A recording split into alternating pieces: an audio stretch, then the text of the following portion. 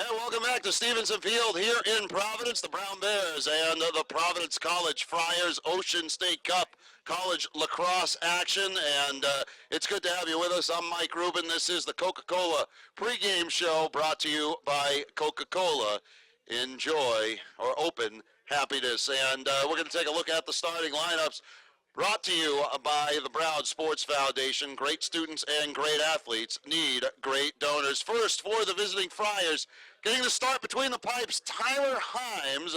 Himes on the season has played and started all 7 games, 62 saves, a .492 save percentage, goalie of record in all 7 games, an 11.23 goals against average. And in front of him, Jack Varginiak, the senior from Manchester, United Kingdom, followed by numerically Ryan Shaw, Andrew Barton, Zach Rogers.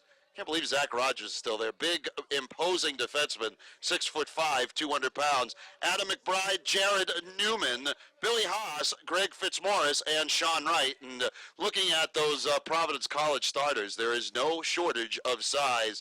A number of them listed at 6'3", 6'4", 6'5", and 6'7", to name a few. For the Bears, as we mentioned, Jack Kelly, we talked about his numbers a little minute ago, and in front of him, Sam Herster, Kyler Ballistri, Stephen Camille, Daniel Melanchuk, Alec Tuitt getting a start on defense, the freshman out of Toronto, 6'3", 185 pounds. Stephen Loudon and Phil Pierce round out the D for head coach Lars Tiffany. And again, Pierce, who did not play a ton in the UMass game and has been on his way back from injury. And one thing I think we have to mention is, in a word, the face-offs, maybe a category. The Bears traditionally not as the category they're able to dominate, but Providence coming in to today's game have won just 35% of their face-offs this season, and the Bears have done a pretty good job on it. They are 56% so far on this young season. We will have the first half call when we return to Stevenson Field. It'll be Brown and Providence, and we'll be back with it. First quarter after this, right here on the Ivy League Digital Network. This is Chris Berman of ESPN, but I'm just as proud to say Chris Berman, Brown, class of 1977. My time at Brown was as special as any period in my life because of the school and the people. Brown, I learned to think, communicate, and appreciate. I make it my business to get back to campus at least once a year because it makes me feel great. I wish I'd saved some of my shoulder-length hair, though, because, you know what, I could use it now. Help our great students become great athletes. Make a gift today by calling the Brown Sports Foundation at 401-863-1900. The Brown Alumni Association. No matter when you graduated, the Brown Alumni Association is your lifelong connection to Brown, and their programs keep you connected to Brown. Programs like faculty lectures and other events sponsored by your local Brown Club or BrewNet, Brown's online alumni career networking community. To find out more, just visit Brown's website and click on the keyword alumni. The Brown Alumni Association is your lifelong connection to Brown and proud supporters of Brown University Athletics. The Providence Biltmore has 294 guest rooms, all with cityscape views and king-size beds. Guests will enjoy our full-service spa, McCormick & Schmick's seafood and steaks, Starbucks, a fitness center, valet parking, and free Wi-Fi. Downtown location steps away from shopping, dining, and the convention center. Plan an event in the rooftop grand ballroom with panoramic views of the city or on our terrace. Both perfect for weddings, meetings, and special events with world-class food and beverage service and gracious hospitality. And welcome back, folks. Good to have you with us here at Stevenson Field. The Brown Bears, the Providence College Friars, and let's take a look to set things up here. Game time temperatures hovering in the mid-50s. A beautiful day here in Providence, and the snow piles that are across the field are no longer visible. So those are all positives as we will face off here, the Brown Bears and the Providence College Friars. Friars wearing the road blacks with silver numerals and black trim. The Brown Bears in the home whites with brown numerals and black trim. And they'll take the field. And we mentioned the Bears having perhaps their best season in some respects in terms of face-offs. Tommy Capone a couple weeks ago against UMass only lost 3 face-offs, but the Bears were really nipped in the bud by turnovers. So I think if you look at today's game, to me, the key for the Bears, they've got to really avoid the fouls that lead to man-ups. Providence, a very good man-up unit. They're converting 12 of 27. 44% is solid, if not spectacular. And I think they need to create offensive chances and get in the head of Tyler Himes very early and actually allow Jack Kelly to play with a lead. The Bears are going to defend the goal to our left here in this first quarter. And here we go from Stevenson, and Tommy Capone wins it back. We are underway here at Stevenson Field. Bears getting Landis on the field very early for Capone, and we'll work the ball upfield from back played by Alec Choulette to midfield, and they'll reset. Bears had too many players on the for a second there, almost offside, but did a good job of resetting things. And here come the Bears attack for the first time today, obviously. Brendan Caputo, and now they'll swing it around. Tills for Herster. And Herster from X works off far side of the box. Caputo, and now out for Tyler Landis. Landis for Dylan Malloy. Malloy, team's leading scorer, working in, fires a shot and scores! Dylan Malloy, I think he caught Tyler Himes thinking about a pass, and Malloy, the finish, and the Bears take an early 1-0 lead. Took them just 52 seconds to get on the board as Dylan Malloy strikes for his 12th goal of the season. I was starting to wonder if we were going to see a little bit of patience out of the Bears, but in that case, Malloy took just 52 seconds.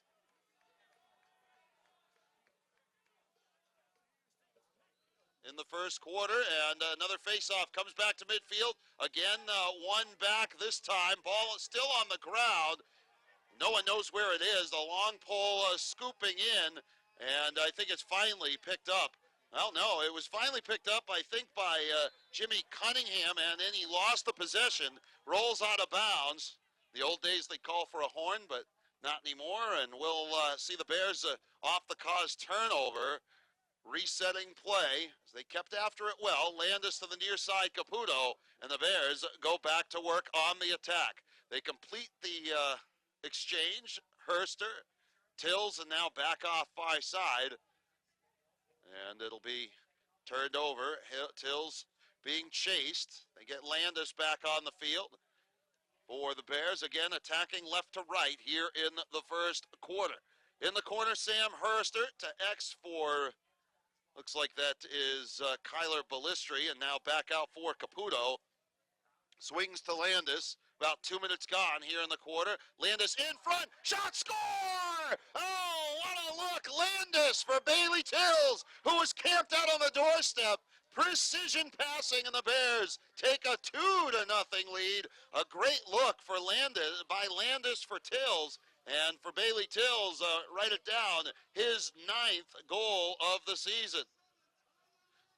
Landis really made that happen. The Bears have struck first and second here in the first 2 minutes of the game, and a good start. They'll bring it back to X for Tommy Capone, who has won both face-off. Well, technically didn't win the first face-off. This one is won back by Ryan Shaw, and here comes Providence College. Will try and go on the attack here for the first time today. Plays it back for Robbie Stack, and Stack looked back, had Greg Fitzmaurice for a second, and is now forced out of position by Larkin Kemp of the Bears. With the ball, Stack still waiting for the change, almost turned it over. Joseph Fitzpatrick, watched by Dan Melanchuk of the Bears, and now to the corner. They'll reset things. That's Adam McBride. McBride, the senior attacker, 6'4" out of Severna Park, Maryland, plays it off for Robert Sheehan. And the other midfielder, of course, is Fitzmaurice. He works in on Brady Williams off far side of the box, picks it back up. Fitzpatrick, the look, the shot, getting a piece of it was Jack Kelly, and the play backed up by Andrew Barton of the Friars. Friars a big team.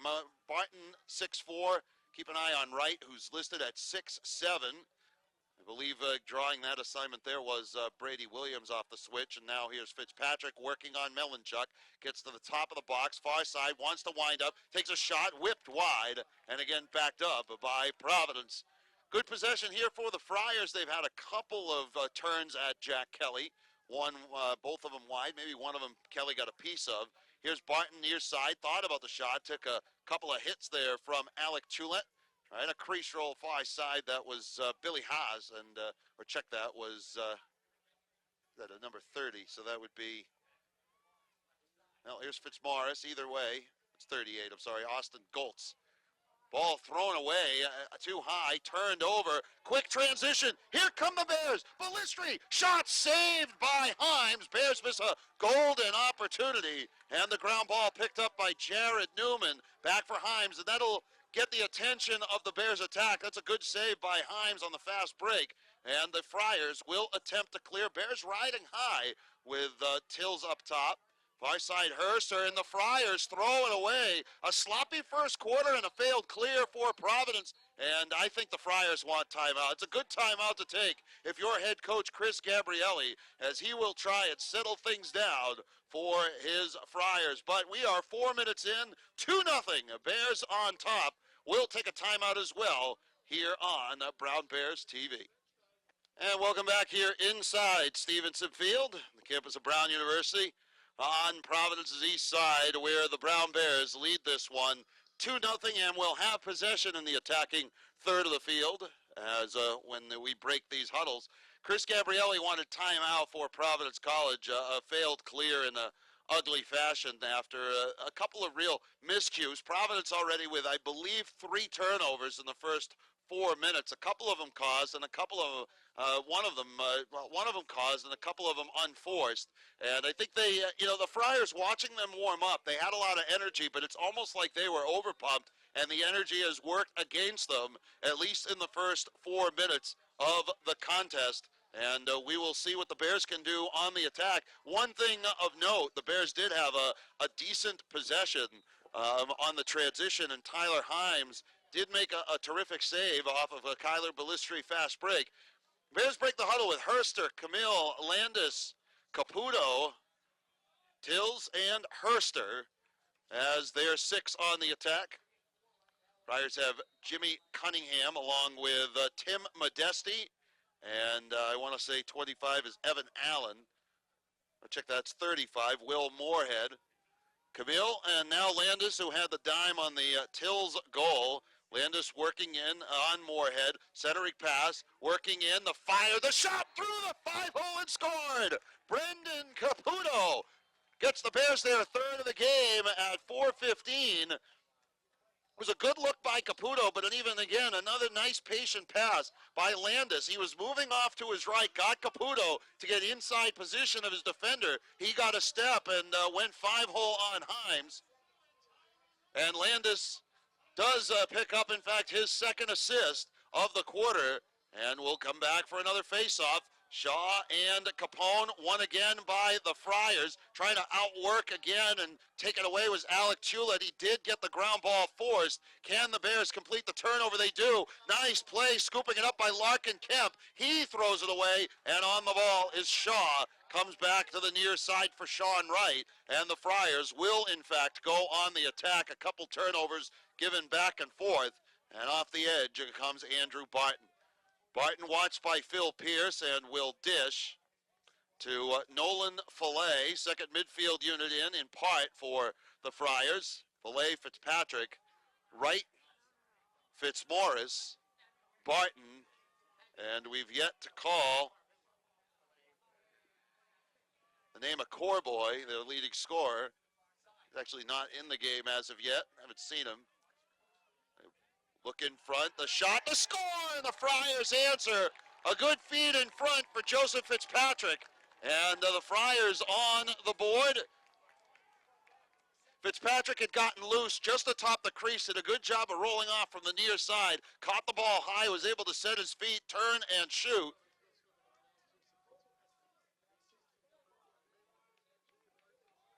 And Barton does, in fact, get an assist on that one. Fitzpatrick's had a good year so far.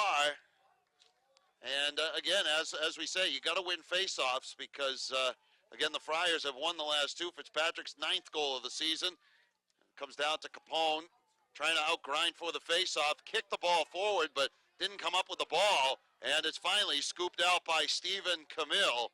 He'll play for Pierce. Pierce along his own restraining line for Tulett, and out across center comes Tulett, and he turns it over. He passed it right back, and Andrew Barton scored! Caught Jack Kelly out of position, and Andrew Barton with the excuse me goal after a bad Brown turnover. And he got a steal right out in the middle of the field, threw it down about 40 yards. Kelly was out of position, and just like that, folks, we've got ourselves a game. It's 3-2, and how quickly the tide turns. 2 goals for Providence in 19 seconds worth of game time.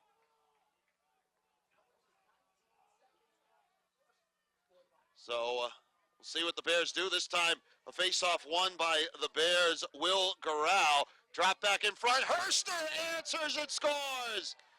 Sam Herster comes right back the other way. Tills the assist, and we have seen 3 goals in 20-odd seconds, just about 30 seconds. I said at the top of the broadcast that this could turn into a real shootout, and so far, that's what we've got. So Sam Herster, second leading scorer for the Bears.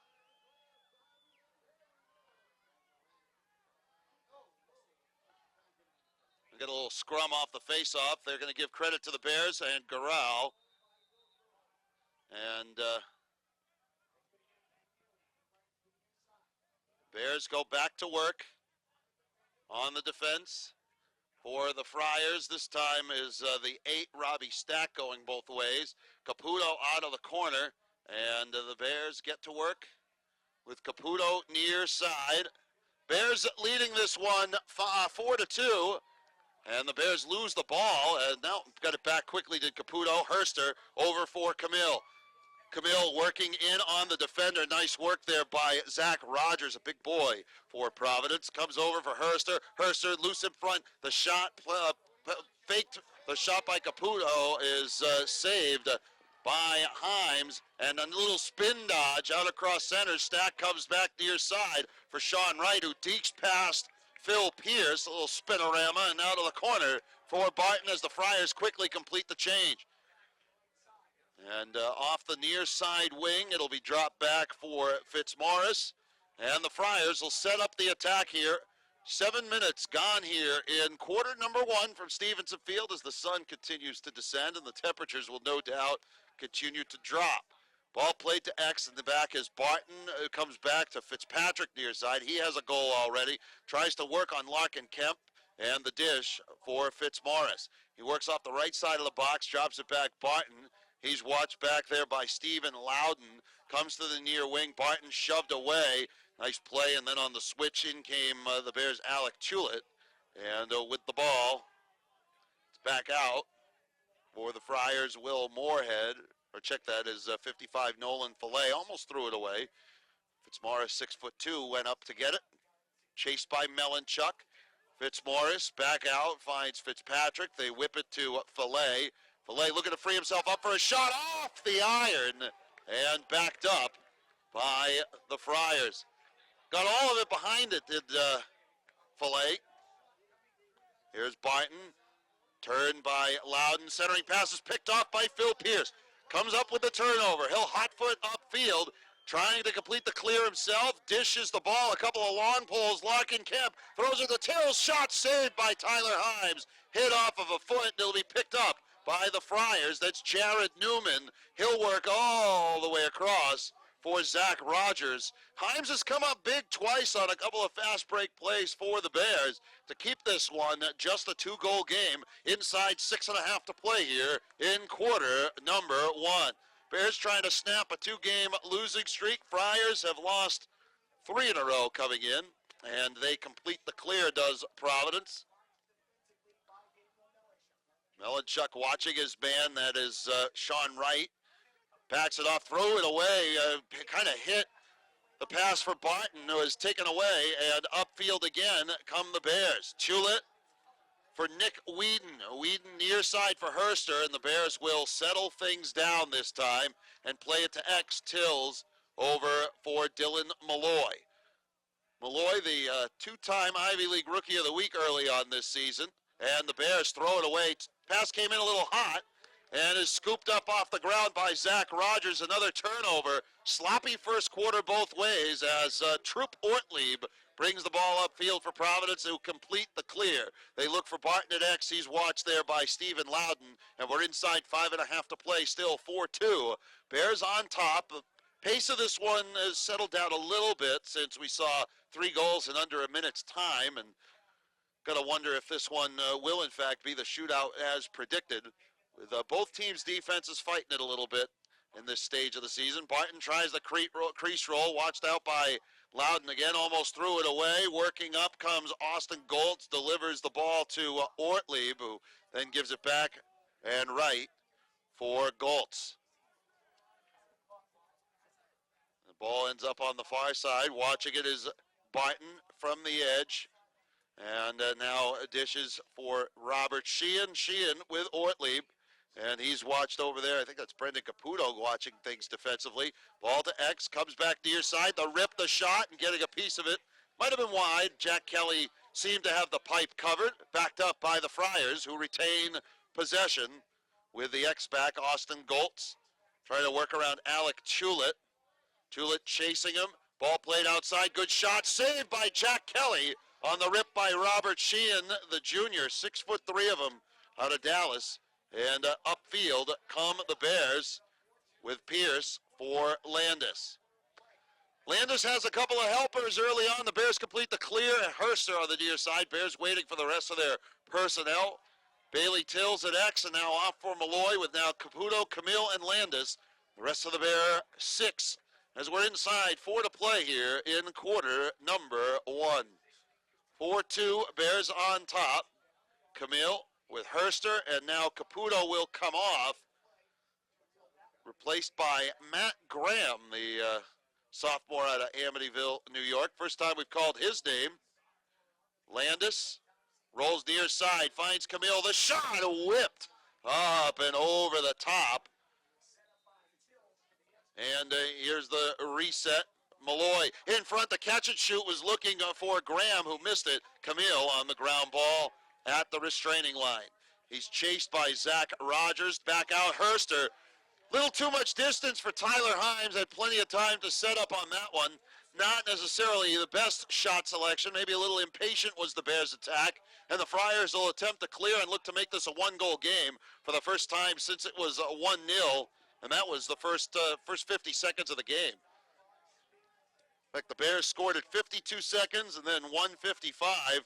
Made it 3-0 on Brendan Caputo's goal before Fitzpatrick struck first for the Friars. The turn, Barton thought about the shot and now pulls back, threw it away out to midfield. Rogers kicks it. And oh, what a hit by Nick Whedon, who made Nolan Fillet into mincemeat. What a hit.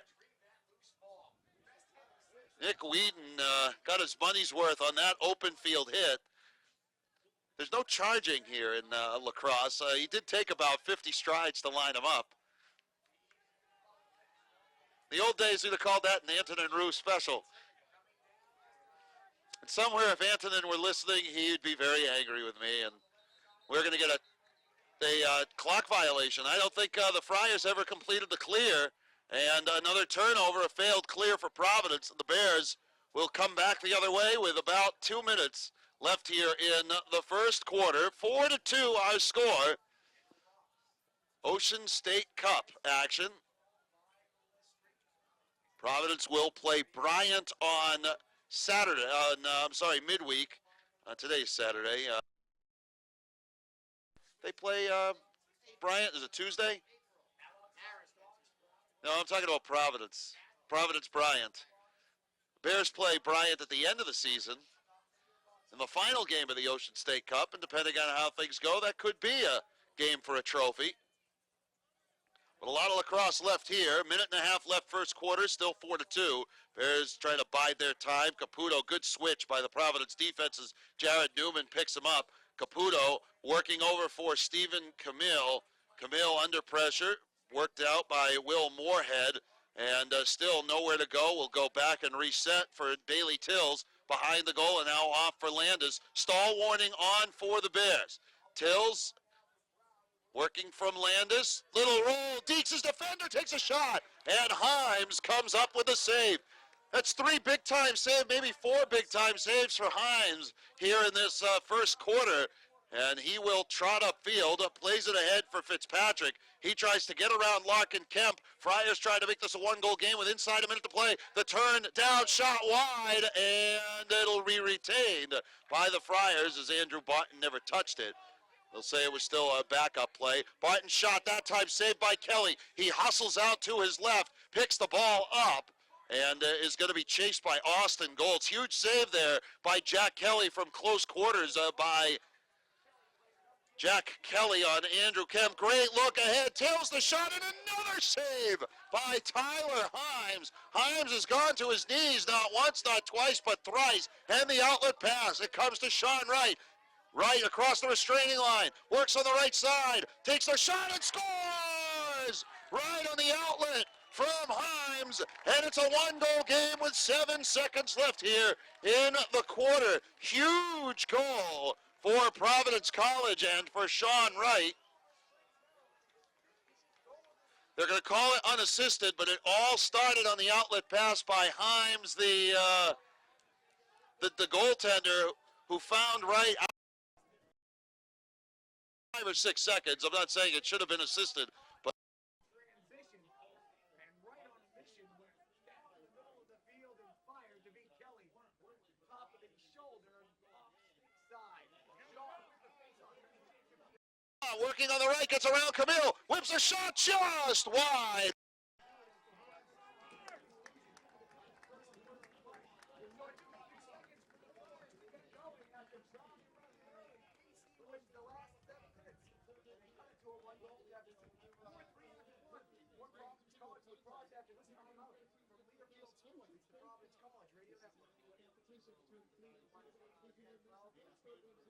No, I can only take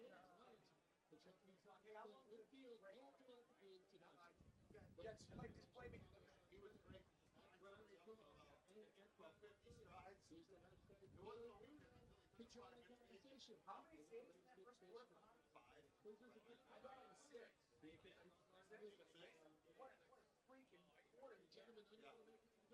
Make sure you catch all Brown Bears hunters at brownbears.tv or the Ivy League Digital Network. For more information, visit brownbears.tv.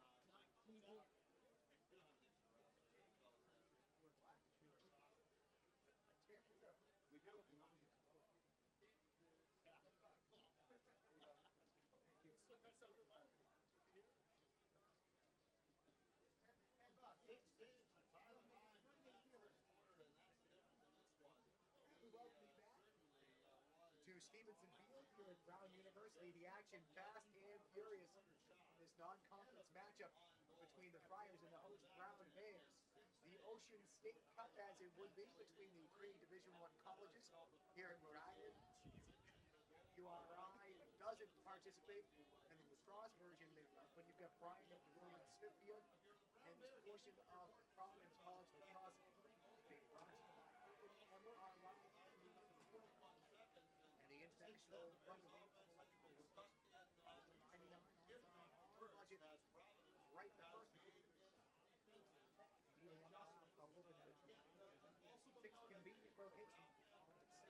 725. Great job there with us, Chris Brown of Brown University. Fred Pelletier, engineer,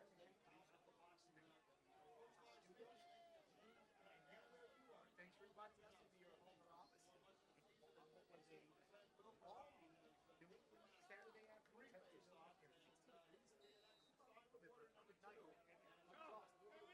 Good night. The south side of the field, the face off, the east side, the skies in the air. Takes it to the offensive end.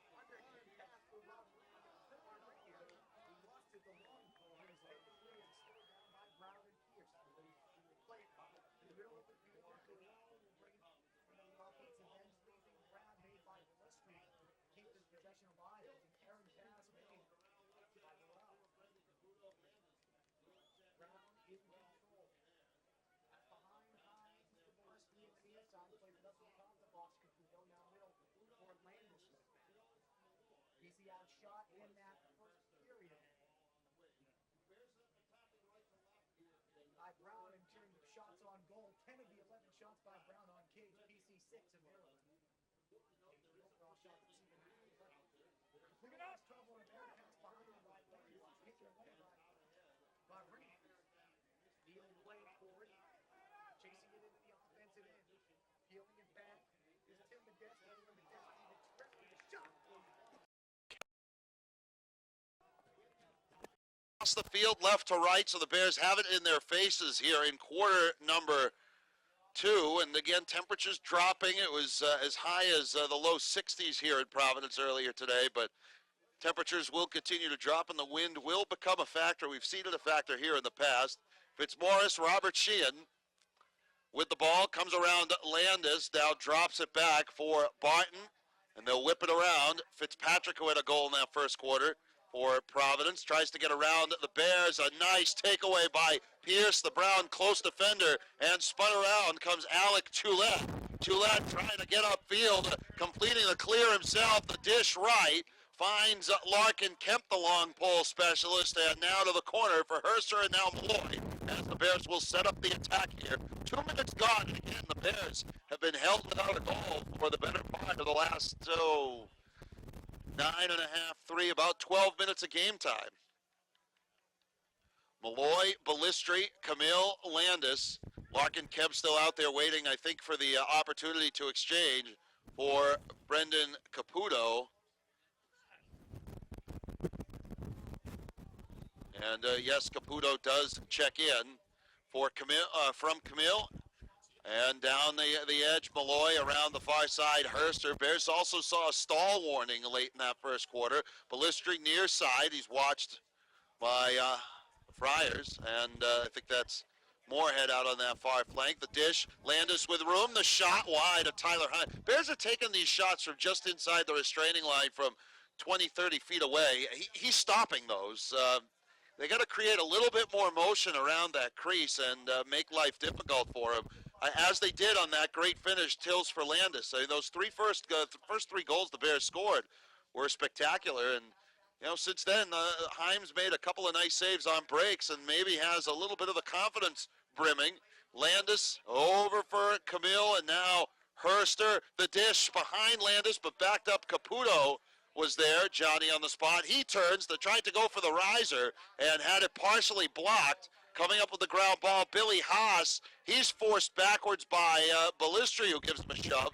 Near side, here's nice play by Malloy to take the ball from Jared Newman, and a failed clear by Providence. Newman taking a couple whacks at Malloy for good measure, but gets it back to Camille, and the Bears retain possession. Friars' second failed clear of the evening. They had one in the first quarter, but that one there somewhat significant, as again, when you're trailing by 1, you're looking for that equalizer. Near side, here's Malloy. Lost his balance. Nice play by Newman, but kept the ball. Fires a shot somehow. Malloy's wrists were able to pull the trigger, and they say it was backed up by Providence. Seemed to be one of the Friars on the far side. Maybe Zach Rogers was there, and judgment called by the official. I don't like it, but doesn't matter what I like. Bears will try and ride this one here as the ball's still on the stick of Himes. He'll go long distance and over the net. Bears had pulled out Jack Kelly. They did this last year a few times with Will Round. It's daring the other team to try and shoot at that open net. Himes tried and failed, and here come the Bears trying to split a couple of defenders. Nice play by Jimmy Coughlin. And Coughlin looked to his left, had Matt Graham, and Graham is decleated. A huge hit by Greg Fitzmaurice. We call that a buddy pass because it'll get your buddy killed. Wow. Matt Graham, the sophomore from Amityville, New York, got absolutely crushed. But a dangerous hit by Fitzmaurice because he had extended his arms. He's going to the penalty box. The call may be unnecessary roughness. Oh, they're calling him for cross-checking. That was a decleater, any way you look at it. That was a big one. And we'll hope Matt Graham's okay, knows where he is. But the Bears man-up unit gets to work. On the man-up this season, Bears 8 of 28, 28%. Providence this season, 63% success rate at killing these man-up situations. First one either way. Ball on the cross of Ballistri. Thought about the shot. Now gets it back up for Caputo.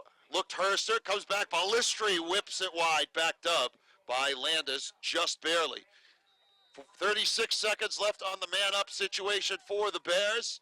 Back over. Herster. Landis.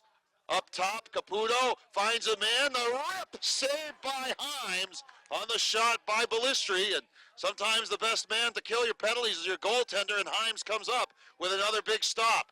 Out across midfield come the Friars as the play is for Fitzpatrick. Works upfield, man down situation. Back when Kelly shot up and over the top, backed up by Providence. Again, dangerous situation. Kelly likes to become involved with the ride. Gets out atop around his own box. And boy, did not have a lot of room as the Fitzmaurice penalty ticks off the board. He will rejoin the fray and get out there on the attack for Providence. Still looking for the equalizer. And again, the Bears now without a goal for the better part of at least one quarter of play. Near side the shot, hit the iron. Looked like it went behind Kelly and ricocheted out off a pipe. As the Friars continue to look for the equalizer, the Bear defense has been stout. The only goal for Providence, that right goal, since the 5.5-minute mark. And the right goal came really on a fast break with 7 seconds left in the quarter. Turn, Barton, good look in front, the tying goal scored by Austin Goltz. Goltz from Barton snaps a 6.5-minute scoring streak to start this quarter, and the Friars have scored 2 straight, and the Bears' once comfortable 3-0 lead is gone. We're tied at 4 with 8:37 left here in the first half, and I don't like the way this one is going. I don't like the way this one's going at all. The Bears' attack seems stuck in the mud. They're not really getting any good looks, and Providence seems to be buoyed by the play of Tyler Himes. Friars maybe looking for their first lead of the game as Ryan Shaw wins another faceoff, and it's going to be up to the Bear defense to get it done. Shaw tries to get around a defender, runs, swim dodge through, and timeout, Providence. Friars are going to get the timeout with 8:22 left in the quarter. We're going to take one as well. 4-4. We're all knotted up from Stevenson. Hey man, here, have a Coke Zero. I don't watch the game without it.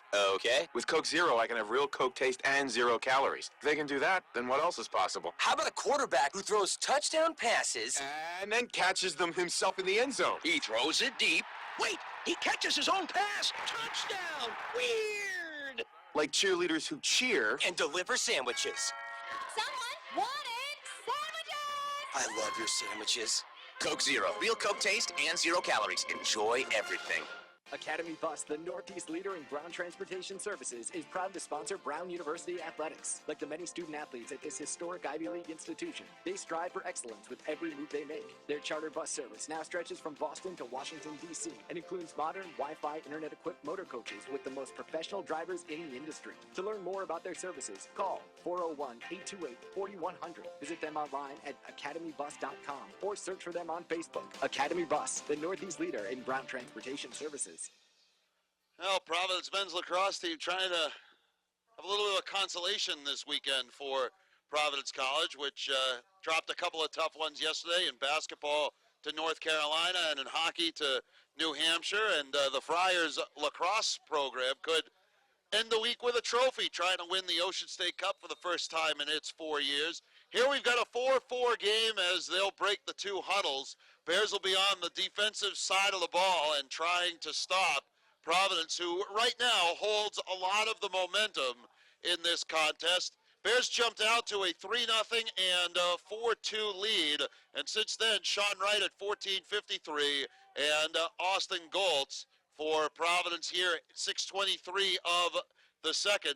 Bears have not scored since the 5:41 mark of quarter number 1, and the Friars will reset things with Robert Sheehan out past the restraining line being watched by Brady Williams of the Bears. It's turned to the near side, Goltz, and now Barton, who has a couple of assists in this one, for the mainstay on this Providence attack over the last 4 years. One of the holdovers, very talented player from the Chris Burdick era.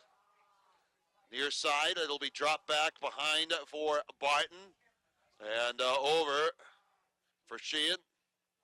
And now they'll play it back out for Fitzmaurice, fresh off his minute stay from the penalty. Fitzmaurice trying to get around Williams, has some room, takes a shot. Kelly the save, ball taken off the edge of the crease and rolled back by the Bears' Jimmy Cunningham, scooped up by Brown. Jack Kelly coming up big with the stop, and out across for the clear comes Williams. Absorbed a shot from Goltz, but completes the clear as the Bears remain perfect on clears so far this afternoon, and we're more than this evening, I should say, and we're more than halfway through quarter number 2. Bears getting their changes as Caputo, Tills, Ballistri, Malloy, Herster, and Landis will be the Browns' 6 on the attack, as it looks like that's Tim Modesti along with Greg Fitzmaurice, and the long pole for Providence is Jimmy Cunningham. It was Stephen Loudon on the turn by the Bears the last time. Good look, comes across Herster, tough angle, shot it wide.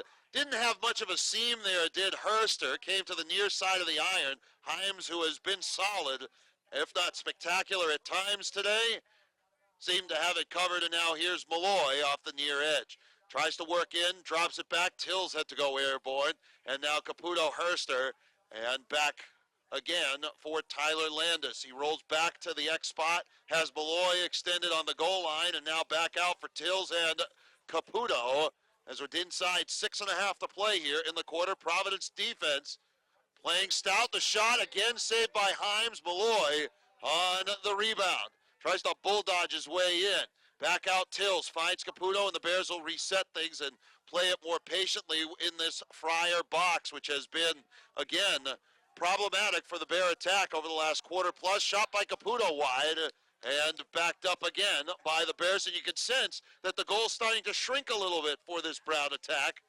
It's the same size, I'm told, but definitely seems to be shrinking as it's turned over by the Bears. They throw it away. The Bears attack definitely pressing and making a mistake. We're inside 6 to play here in quarter number 2. Tied at 4 from Stevenson Field. I'm Mike Rubin. Good to have you with us. And the Bears drawing... ball is going to be thrown upfield. That's a problem. Unfortunately, hey, I'll tell you, if we were still playing on grass, that's a goal. The turf led that to bounce up and over. Again, Jack Kelly comes out aggressively on the ride, and that's the second time today the Bears have caused a turnover because of it. A misplay. And the failed clear. Yep. No, it's still alive. So it will, in fact, remain a good clear. The Bears do complete the clear. They catch a break as Dylan Malloy was able to step into that ball before the Friars could take it over. And as we tick down to about 5 minutes left in the quarter, the Bears trying to find their offensive mojo again. They've been held off the board since Sam Herster's goal assisted by Tills at 5:41 of the first. And we're inside 5 to play here in the second. Camille and now Caputo. Bears haven't made many changes from a defensive standpoint. The turn by Caputo. Thought about the shot. Wasn't a good shot selection. Keeps it himself to X. That's Herster. Rolls out near side. Again, covered by Zach Rogers, who does a nice job matching him up. Herster tries to charge in. Rogers got that cross extended, and Herster wards him off. Gets it off to Stephen Camille, who will attempt an attack out towards midfield, being defended by Tim Modesti, and we got a whistle. And Lars Tiffany didn't like something he saw. He's going to use a timeout. We're still tied at 4.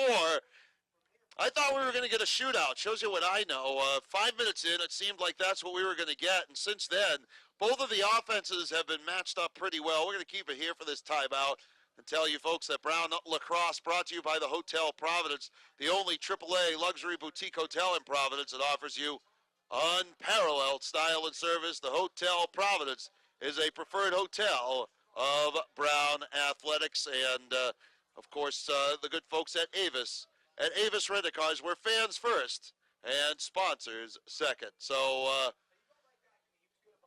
we're well into the throes of the spring season now, as winter just about wrapping up. I know that there's still the USGA Gymnastics Championship will be hosted here in early April, and that's USAG. Did I get it backwards? Did I say USGA? Oh, that's the Golf Association, USAG. My mistake. That will be here April 12th, 13th, and 14th, or 11th, 12th, and 13th. But that'll be it for the winter season. Over Bernstein, All-American at the Wrestling Championships out in the Midwest today, finishing 8th in the nation. And, of course, the basketball team ending its season in postseason play on Monday with a loss to Holy Cross. And well in the throes of the madness. The hockey season's, I think, for Providence, hoping to extend next weekend with the national tournament. They bowed out of the Hockey East tournament to UNH, who is playing UMass Lowell for Hockey East glory and the automatic bid that comes with it. Could really screw up the brackets if UNH gets in. That could mean somebody from the ECAC's on the outside looking in. But we will see. Bears have possession here with 4:17 left in the first half. We're tied at 4. Bears scored 3 times in the first 4 minutes and 15 seconds of the game. And since then, Tyler Himes has been dialed in. Caputo, watched by Jimmy Cunningham, tries to turn on him. Little slide step back. Turn, shot scored! Caputo for Camille. A little worm burner finds its way underneath Himes at the 11-minute mark here of the second. And the Bears are back on the board for the first time in a while.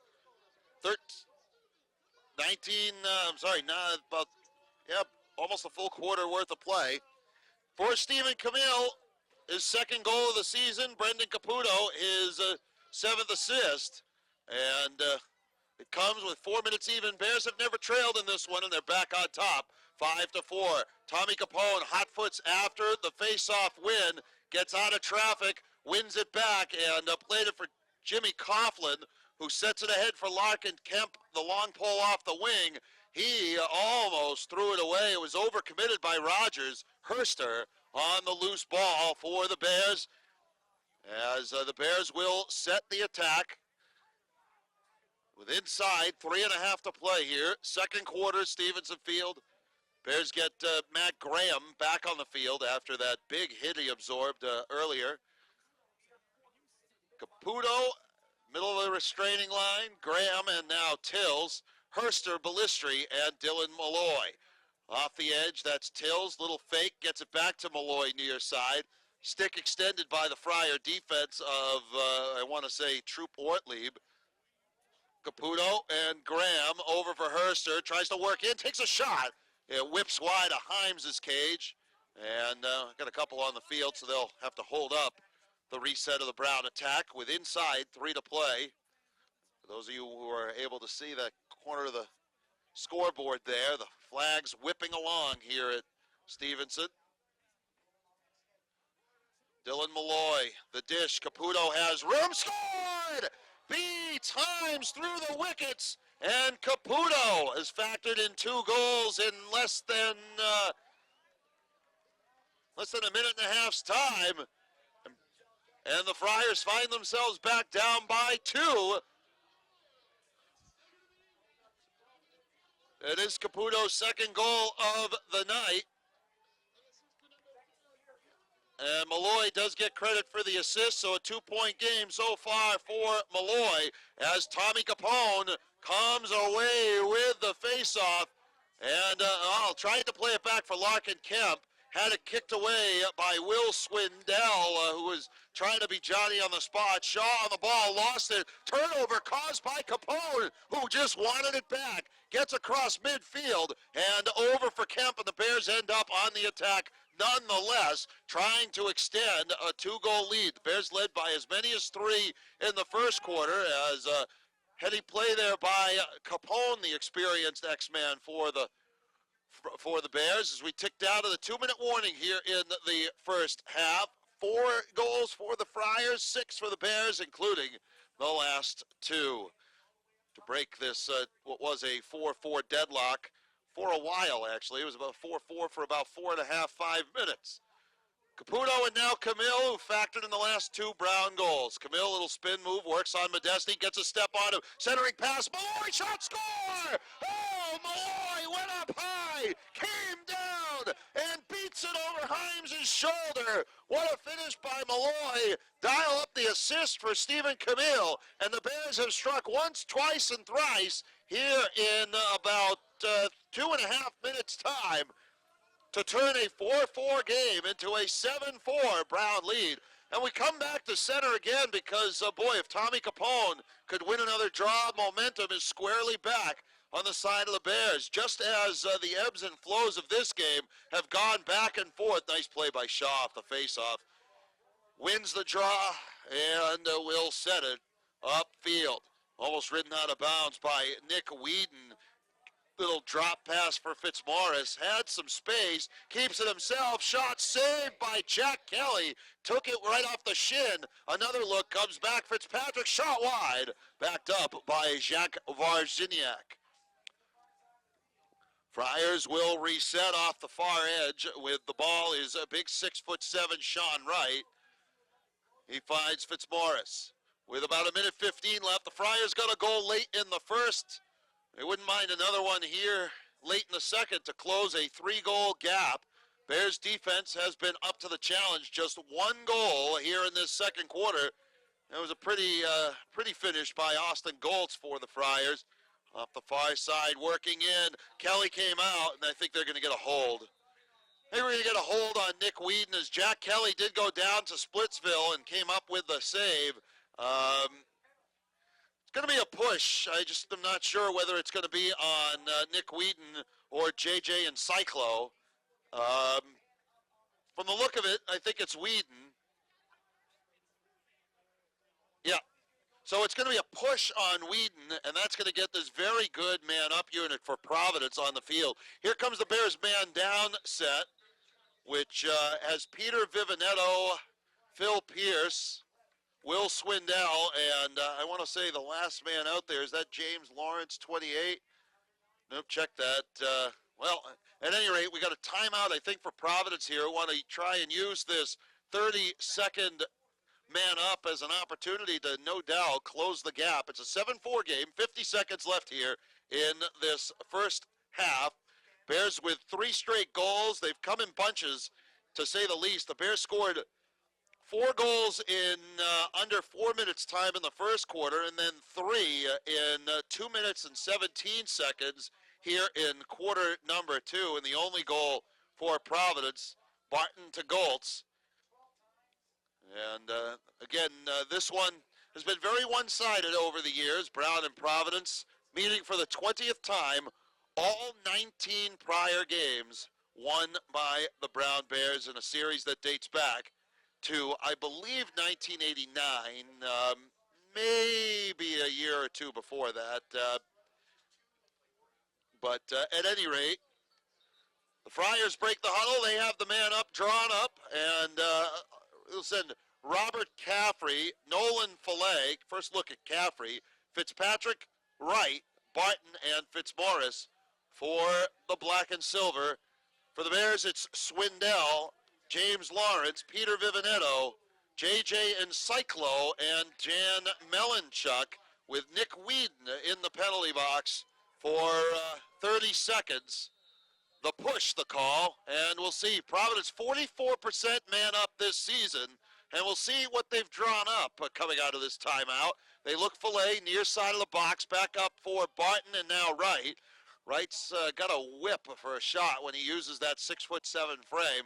from Caffrey, back out far side. They'll play it back up for Wright, and we're already inside 10 seconds left. Good look in front. Caffrey scored. Got behind in Cyclo, and a man-up goal for the Friars came with 6 seconds left, 26 seconds left in the quarter, and Robert Caffrey, the man-up goal, puts the Friars back within 2. That one at 14:34. Sheehan picks up the assist, and fourth goal scorer of the day for the Friars. For Caffrey, his 4th goal of the season, all of them man-up goals, but the Bears win the face-off. Capone, Ballistri has room, gets in front, shot, whoa, might have got a piece of it. Did Tyler Himes. 16 seconds left here in the quarter. 7-5, Bears will reset. And there's a flag on the field. It was behind the play, so I'm not going to begin to guess what it was for. My guess is it's against the Friars. Actually, the way Shaw came off the field, I thought it might have been against him, but that doesn't seem right. So let's see. We'll get an indication from one of our 3 officials, David Pinciaro, James Goralnik, and James Riley. And it is against the Friars. Billy Haas gets called for a slash contact to the head. And the Bears will have this man up, broken up by halftime, should they not score in the next 16 seconds. 7-5, Herster, Tills, Ballistri, Caputo, Malloy, and of course Landis. And they're just going to let it expire. So that'll take us into the half. Our score, 7-5. Bears with a 3-goal outburst here in the second quarter in a couple minutes' time to take the lead into the break. We're going to take a timeout. We'll be back here with halftime stats in just a minute. With the score, 7-5, Bears leading Friars. We're back after this here on Brown Bears TV and the Ivy League Digital Network. Are you reaching? Back here at Stevenson Field. I just informed everyone I'm using my mulligan. It's Mercer's the Bears, not the Raiders. By mistake. Bears on the man up to start. Half number 2. I'm Mike Rubin. The Bears attacking goal to our right with 40 odd, now make it 30 seconds left on this man up. I get more than one mulligan on the women's side because the rules are harder to interpret. I was joking. Here's the ball for Hurst. A good double. A nice slide there by the Providence defense. Down low. Tills the shot. Saved by Tyler Himes, who again has been solid for the Friars so far today. Penalty just about to come to an end as Fitzmaurice comes to the near side, loops it ahead. Bears had lost track of Sean Wright, but it's picked off by Larkin Kemp as the penalty is released, and back to Herster. Again, the Bears pull Kelly for the ride. They had Sean Wright behind them. And here's Herster. And now off to the far side for Kyler Ballistri. Bears leading 7-5 as we get underway here in the second half, third quarter. Tills, Malloy, Camille, and now here's Herster. Plays it back, Camille and Tills, Landis, Ballistri. They will work it back counterclockwise for Camille, near side. Camille crosses the restraining line, plays it back up top. Herster wants to shoot, thought the better of it. Sometimes the best shots you take, Sam, are the ones you don't take, as it's played back off for Tills near side, tried to slide step his way in. Malloy looking for the cutter in Herster, loops it back over the top. Camille shot, score! Himes had a good line to it, but Camille got a rip, and unable to catch up to it was the Providence College goaltender Himes. Stephen Camille has his second goal of the evening. It comes at 1:52 of the third, and the Bears back up by 3, equaling their largest lead of the game at 8-5. Good look by Camille. Himes had a good read on that. I was watching right over Camille's shoulder. Ball pushed. They could have gotten a hold on Capone, and Cyclo comes up with the ball. He's pushed, got a shot off, And now they wave off the shove as the save by Himes. Out across center, Shaw, and Cyclo gives him a whack. Shaw still working into the box, completing the clear, and the Friars will work on the attack here. 2 minutes already gone here in a fast-paced third frame. Near side of the box, it comes to Joseph Fitzpatrick. He had the Friars' first goal, and now here's Fitzmaurice. Out toward midfield, working with Robert Sheehan, who had an assist on the man-up goal for the Friars. He's being watched by Jimmy Coughlin, the freshman from Setauket, New York. Ball played behind the goal at X, and now back to the near wing, Fitzpatrick. And they'll rotate around to Fitzmaurice, and now over again to Sheehan. 3 minutes gone here in quarter three. Barton behind the goal, loops it back up top. Thought shot did right, steps into it, back over, finds Fitzpatrick, winds up, working in. Nice slide by the defense. Fitzpatrick turns, and Kelly the save. He'll give it quickly to Will Swindell. Trying to see which Brown defender isn't in. Maybe a ball thrown over the top, finds its way to Melanchuk, and the Bears will reset things for their attack as they complete the clear. Bears have been perfect on clears so far today. Tills, Caputo, Melanchuk still out there. Camille probably to replace him. And the Bears, well, losing his footing was Caputo. Went into a half baseball slide. Now gets a cutback on Cunningham and plays it to Herster. He'll lob it over to Dylan Malloy. Malloy working on Jared Newman. Looks to turn on Newman. Nice look. Finds a seam for Caputo.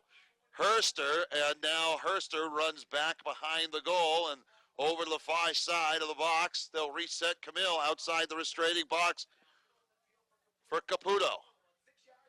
Caputo out towards midfield, finds Landis, and we'll watch for a stall warning perhaps. Landis working in, fires a shot just wide, and it is just backed up by Brown. They're going to make Herster enter the play from the corner of the box based on where that ball exited the field of play. The Bears maintain the possession, 4:20 gone here in the third. Cunningham on Caputo. Gets a shot to, gets a pass to Landis, and now Camille.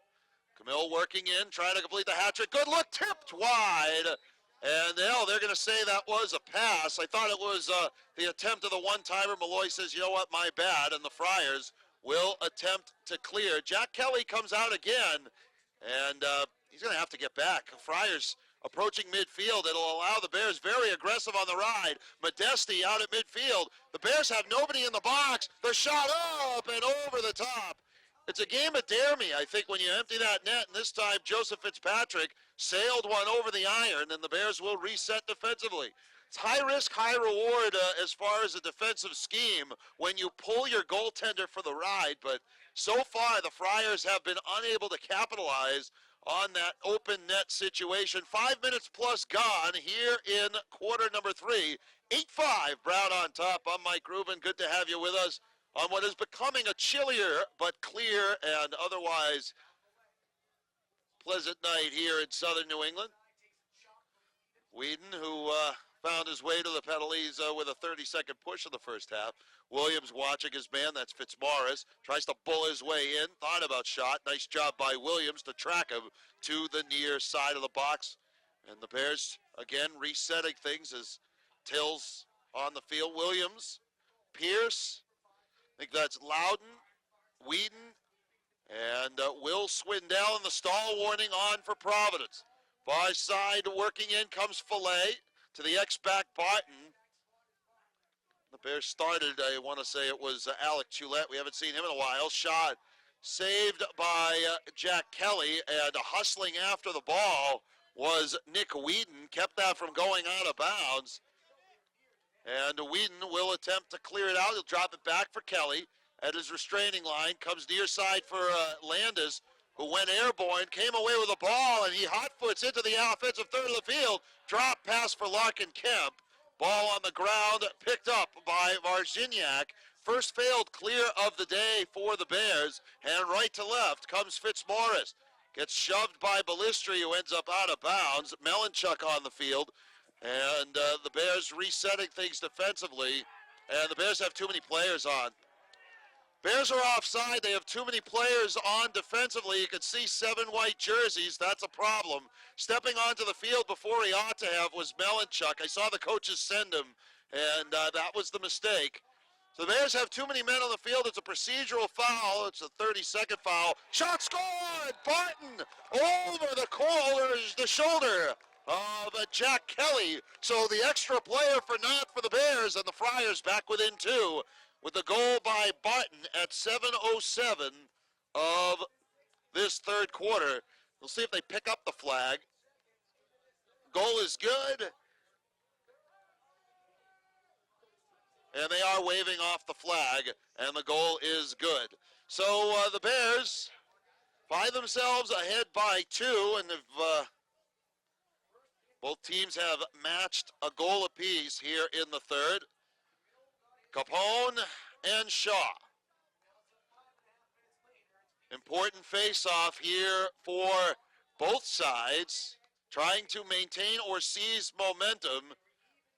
And it's won by Shaw. Important face-off win for the Friars. They lob it back for Himes.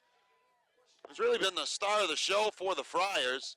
He plays it over for Jared Newman, the 6'4" freshman out of Springfield, Mass. Played last year at Bridgeton Academy. Zach Rogers now back for Himes. Bears pretty aggressive here on the ride with Tills, Ballistri, and on the far side, that is the Bears' Dylan Malloy. Jack Kelly getting back in goal. Here comes Rogers. Rogers working in. Shot. Saved by Kelly. Kelly was looking behind him. I think he had no idea where that ball was. JJ and Cyclo on the ground ball. Feeds Kelly. Kelly out across his restraining line. And here comes Melanchuk for the Bears. Melanchuk and now Ballistri. The Bears finishing the clear, but have just 4 players on the attack. They need to get their midfield situation squared away. Here come Caputo and Camille. And we're inside, 6:45 left here. And again, for those of you who are joining us, Bears still without Nick Paroli, still without Henry Blinn, who are their leading scorers each of the last couple of years. They haven't played yet this year and may not. So hoping that one or both of them find their way to the lineup. Shot whipped wide by Brendan Caputo. And, the Bears lost a lot to graduation defensively, but have held their own here today. And the ball played. Here's Shaw. Comes back. And here's Caputo. Caputo finds it back. Ballistri. Landis has room. Decided to pass it to X for Malloy. Rolls the crease. Walks the tightrope. Shot off the iron. Oh, I don't know how Malloy got that shot off at all. He was kind of walking on his tiptoes around the crease, but it hit the upper 90, and the Friars bailed out by a pipe. Here comes Fillet. Fillet out across the restraining line, completes the clear as we're inside, 5:40 to play here in quarter number 3, 8-6, our score. Williams back on the field for the Bears with Caputo, Kemp, Pierce, Loudon, and I want to say Will Swindell. Ball played to X. Barton comes back for Fitzpatrick. Fitzpatrick finds Wright, or rather Fitzmaurice. Had Wright for a second. Phil Pierce has done a good job of shutting down Wright for the most part today. Good switch there. Pierce now on on the attacker Fitzmaurice. Back out Fillet and over for Fitzpatrick. He's watched by Brady Williams. Got a step. Works into a sea of white. Has it stripped by Larkin Kemp. And he got absolutely demolished. Yard sailed, if you will, because his equipment ended up on a heap on the field. And now Kelly will come to the near side. Loops it to Pierce. And the Bears will try to clear. Over to the far side for Kemp. Good pass. Pierce for Kemp. The Bears complete the clear.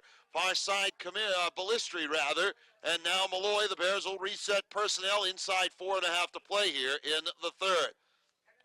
Williams sprinted back to midfield. That'll allow Landis on. Bears have never trailed in this one. It is, they were up 3-0 before you could even sneeze at the first quarter, and led 7-5 at the half. Here we're now 8-6, 4 minutes to play here in quarter number 3. Landis, Ballistri, and now Herster. Landis with a couple of beauties of assists in that first couple of minutes of the game. Caputo, and now again, here comes Camille. Has a couple in this one. Dishes to Herster. Herster in front. The turn, the shot. Off of iron again, and the ball loose. Ground ball picked up by Varginiak. And, oh boy, the Bears, unlucky twice. They hit pipes on a couple of consecutive possessions. And Varginiak looking for, it looks like that's Trip Ortlieb, who's chased by Larkin Kemp. Off to the far side of the field. He runs it out of traffic. Will Moorhead, and now Robert Sheehan. Friars completing the clear as we tick down to about 3 minutes left here in the third quarter. 8-6. The turn as Barton fires a shot and scores. Terrific play by Barton.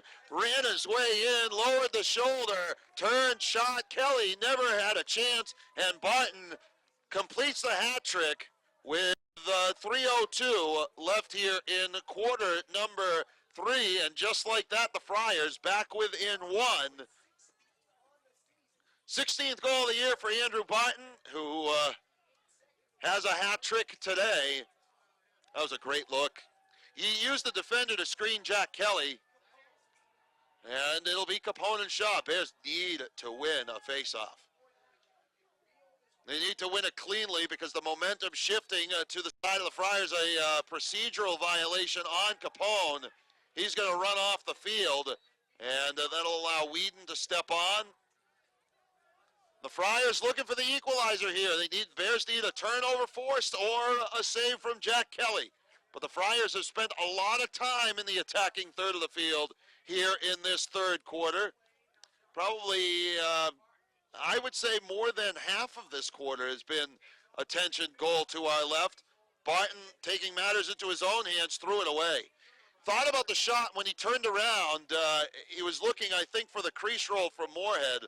And keep in mind, folks, that Providence is doing this all without Alex Corboy, their leading scorer, the freshman out of College Park, Maryland. And they lost their goaltender from a year ago. They had a freshman all Big East goaltender a year ago who transferred, I think, to Johns Hopkins, which opened up the door for Tyler Himes, and he seized onto the job like grim death. He has played a terrific game here today.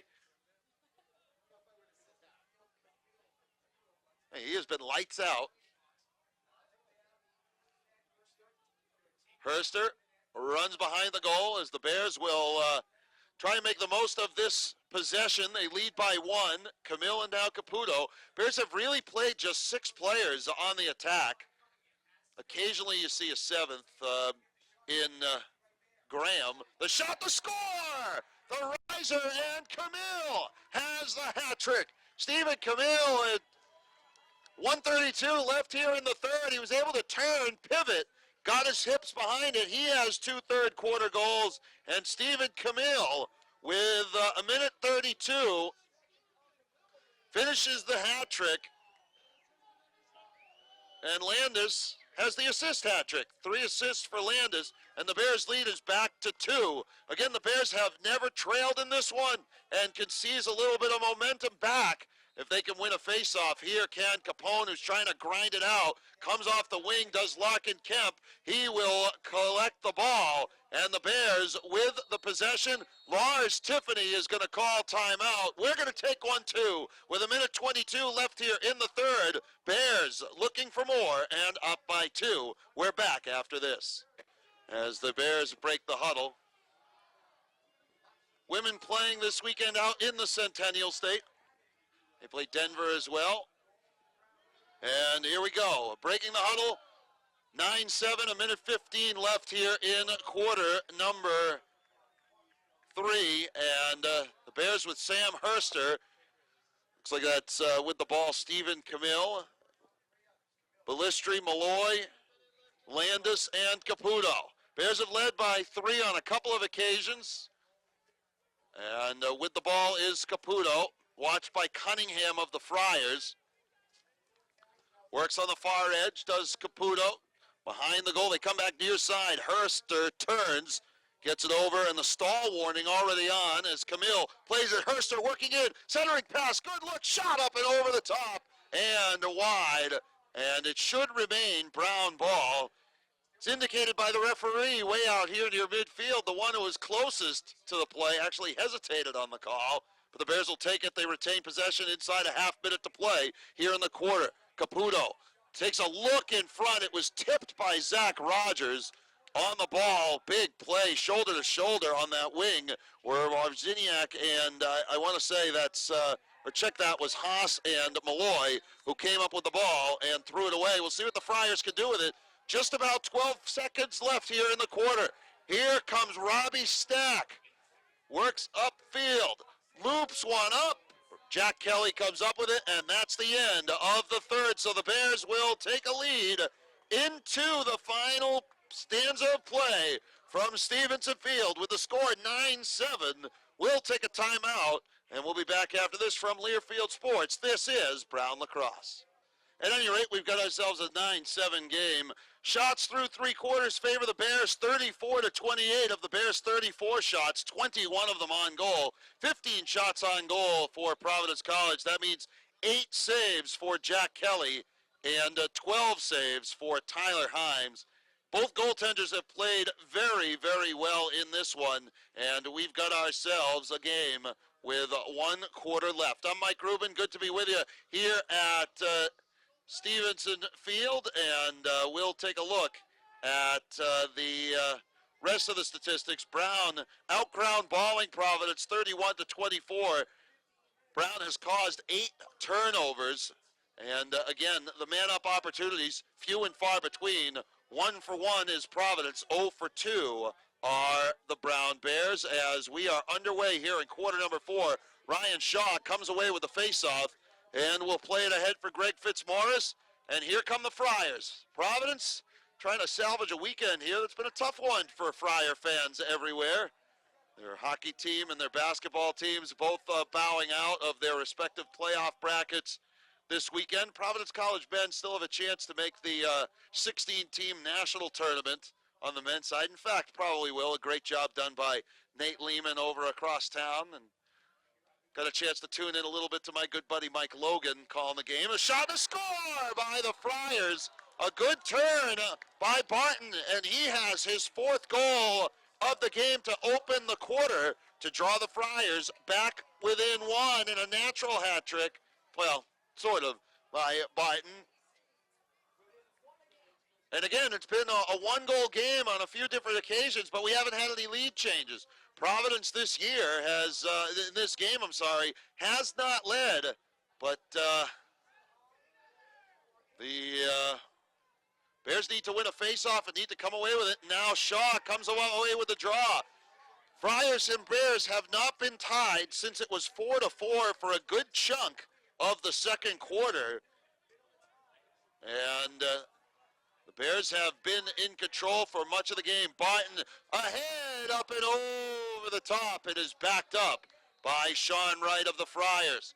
Wright picked up, looks to turn. A lot of energy on the side of the Providence College Friars here in the first minute gone here in the 4th quarter. And you got to wonder, for this young Brown side, will they play to win or will they play to hang on? Because I think it's a little too early to play hang on lacrosse. They've got to get the next one.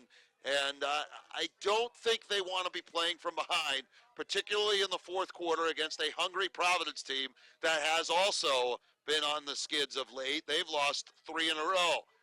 Ocean State Cup could be decided this week. A Providence win today and then again on Tuesday over Bryant, and they would hoist the Ocean State Cup for the first time in their program's history. Bryant and Brown have won it. Shot saved by Jack Kelly. He dives after the ball, but Barton is going to come away with it. He's pushed on that far side, and he stepped out of bounds. Will Swindell, a good job defensively. Barton does not like the call. Let known his dissent, and at any rate, Kelly for the Bears. Over for Swindell. The Bears looking to clear. They have Landis on the near side. That's a terrible decision. A terrible decision by Swindell. He outlet that ball for Landis. It's a failed clear, but that ball was about 25 yards in front of Landis. Here comes Wright. In front shot. What a save by Jack Kelly. Oh, my. Kelly absorbed that one with his leg. He was limping after it. The Bears try to outlet to Brady Williams, who keeps it alive. And Jack Kelly wincing as he took that shot in close quarters, and he is feeling it. Even Andrew Barton giving him a look of respect for the Friars as the Bears get back on the attack. Jack Kelly looking over at the Brown bench. I got to wonder if he's 100% or not, and we'll see if the Bears start loosening up Will Round. Boy, that's the all-guts play of the game, I think.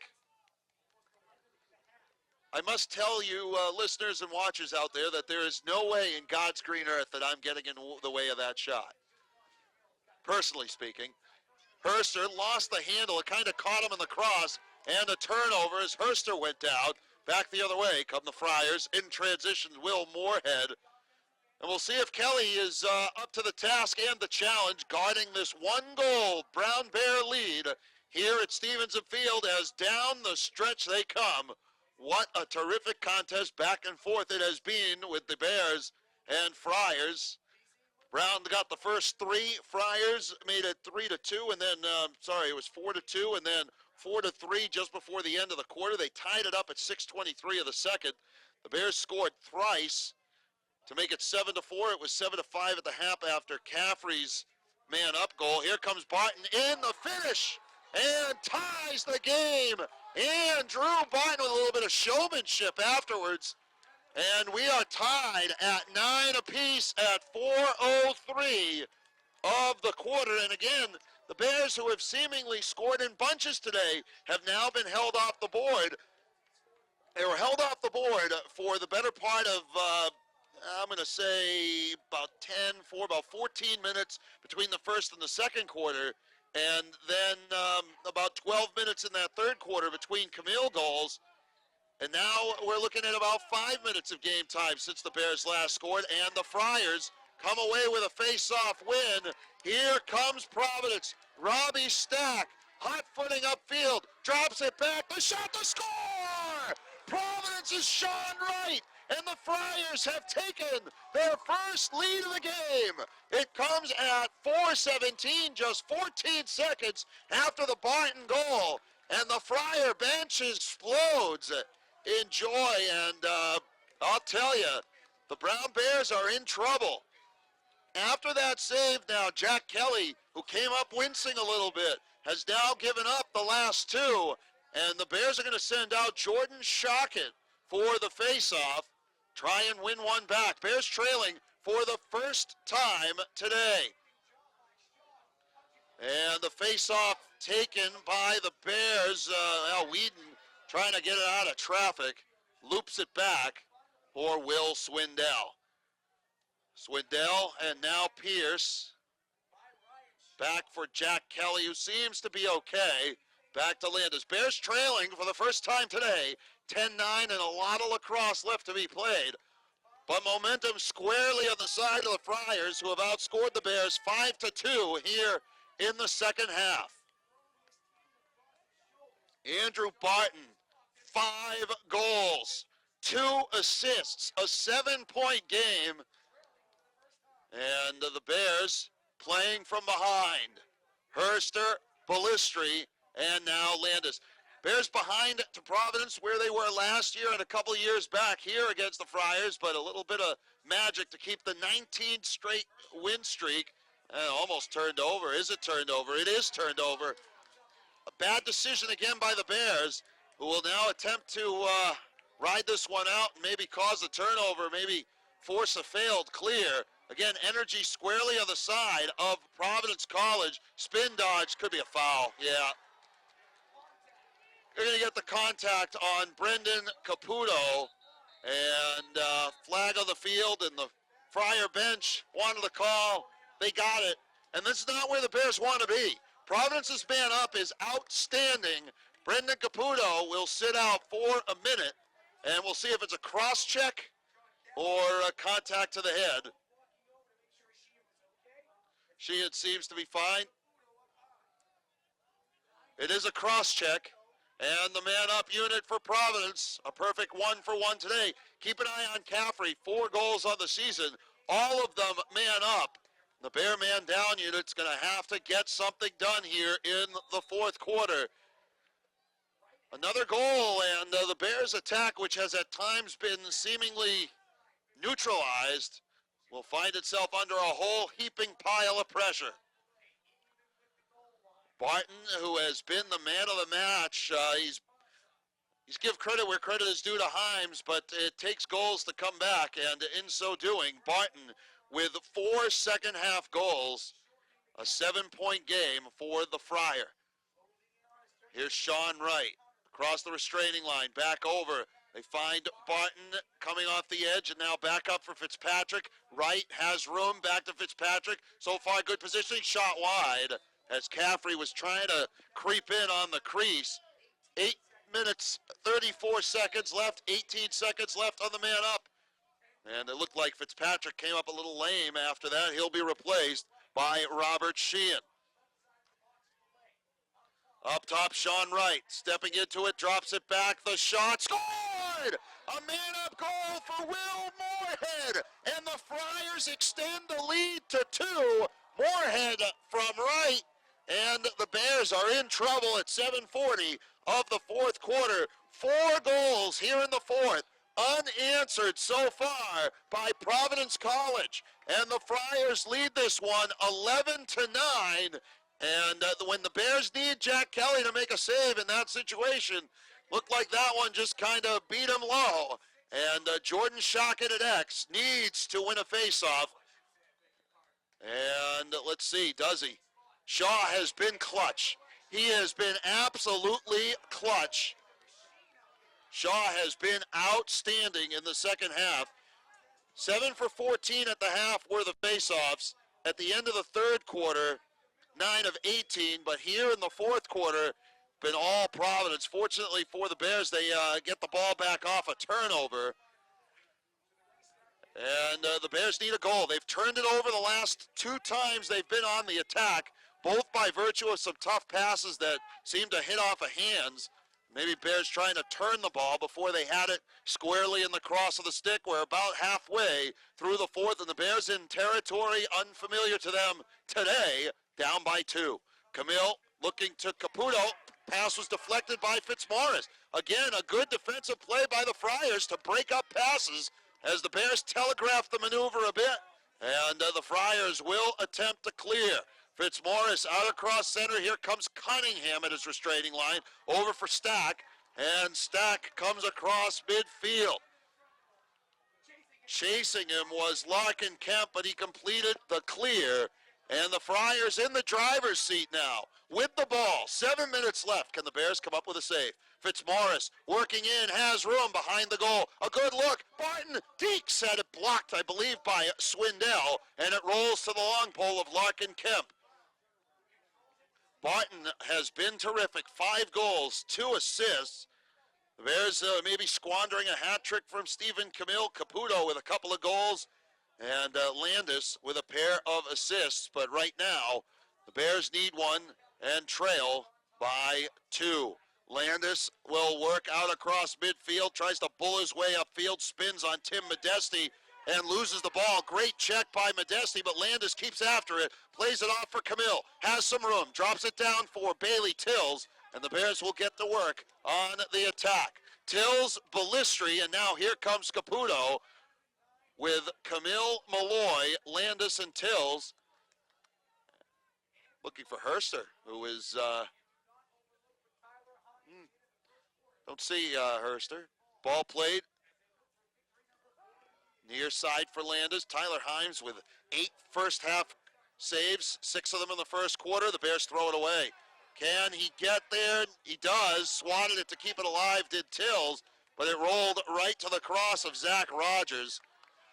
Too many turnovers here in this fourth quarter for the Bears, and too many of them unforced as the Friars work upfield with Varginiak, and now over for Wright. and Barton. Barton trying to get around Pierce. 6 goals for Barton. Check that. I think I said that he had 5. Ball loose and picked up. Here's Jack Kelly. Whips it ahead for Dylan Malloy. Malloy nowhere to go. Does Barton have 5 or 6 goals? 5, I think, right? Yeah, 5 goals, 2 assists. Landis, near side of the box. Bears have turned it over without a shot the last 4 times they've been on the attack. Maybe 5. And I said at the top of the broadcast it would come down to maintaining possession. The shot blocked by Himes. Tills is going to get called for a cross check. Yeah, the ball was on the ground, and the Friars are going back up a man where they're 2 for 2. And, the Bears in the first half controlled the ball. In this fourth quarter, they have been frenetic at best on the attack, and a frustration penalty against Bailey Tills puts the Bears down a man here with 4:50 to play and staring down a 2-goal deficit. Not where you want to be if you're Lars Tiffany's lot. The Bears in danger of dropping their 3rd in a row. The Friars looking to even out their record at 4-4. We're now a perfect 2 for 2. They are on the man-up situation. So it's going to be Caffrey, Barton, Fitzmaurice, Wright, and Filet. I think Sheehan at X. He'll turn it back to the near side. Pushed up top for Wright. Again, the Friars with man-up goals for Moorhead and Caffrey in this one. Inside, 4.5 to play. Near side, Fitzmaurice tried to step into it. Friars have the clock as their friend as well. Wright back over. Thought about the rip, did Nolan Filet. It comes back, Fitzmaurice. Little crease roll there by Caffrey, but he was put in a bad position to shoot by the pass. And he'll walk it back behind the goals. The foul comes off the board. So the man-up unit unable to score for the first time today. And let's get a look at the Friars, who will be able to milk the clock here a little bit.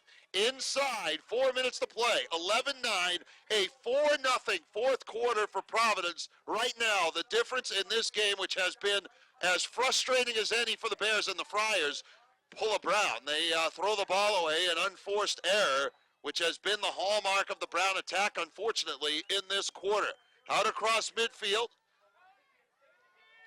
Could be perhaps the most important possession of the day for the Brown attack. Here's Sam Herster. Comes for Ballistri. Tried to step into the shot. Triple teamed. Good slide by the Providence box.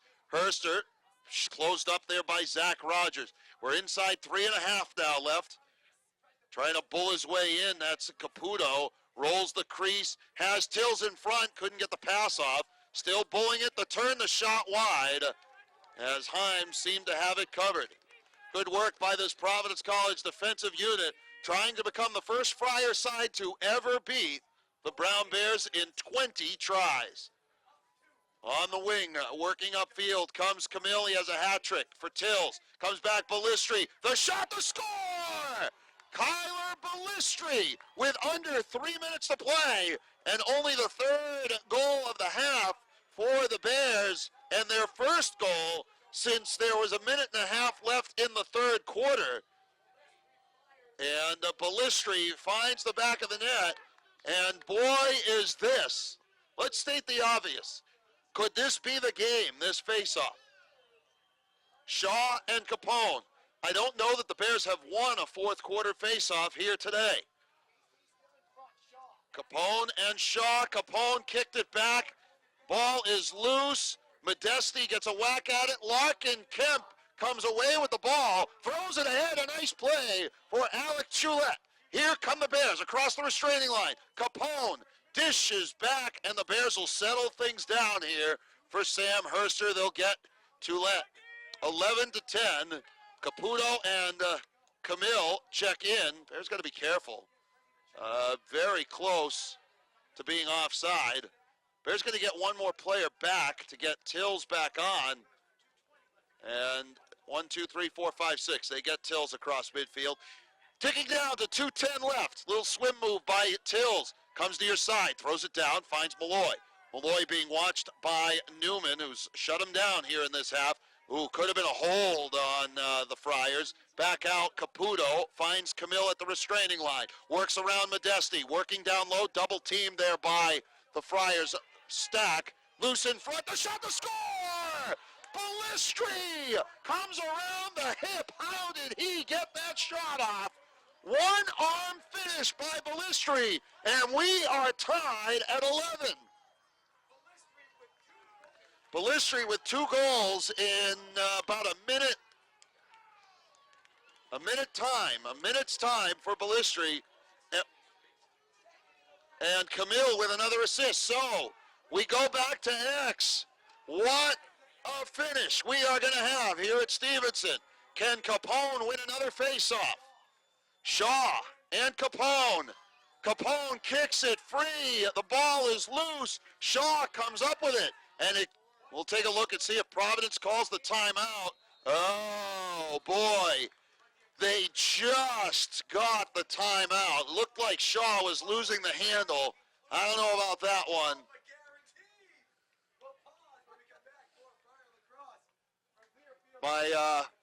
My sometimes broadcast partner and good friend Chris Fama I think, just gave himself a hernia over there.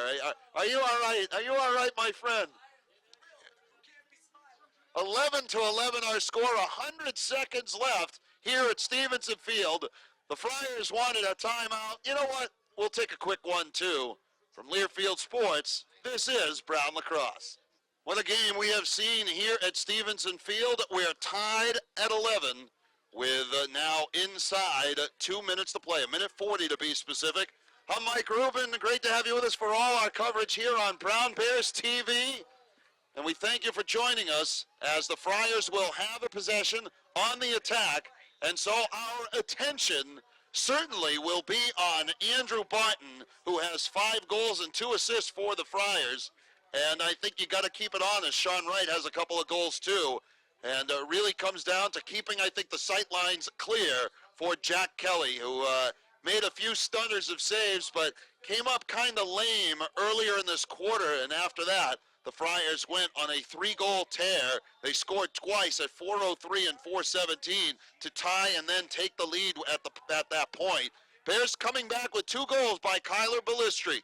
And the Friars will try and score this if they're going to score. They'll try and be patient on the attack and try and score it such a way that doesn't give the Bears much time. And obviously, if they were to score and win the faceoff, this game may be all but in the books. So a lot of pressure here on this Brown defense. We'll see if the Friars can make a mistake or if the Bears can force that mistake. They've caused 9 turnovers so far today unofficially. Fitzmaurice working out of the corner, picked up there by Daniel Melanchuk, who watches him to X, and we're inside a minute left.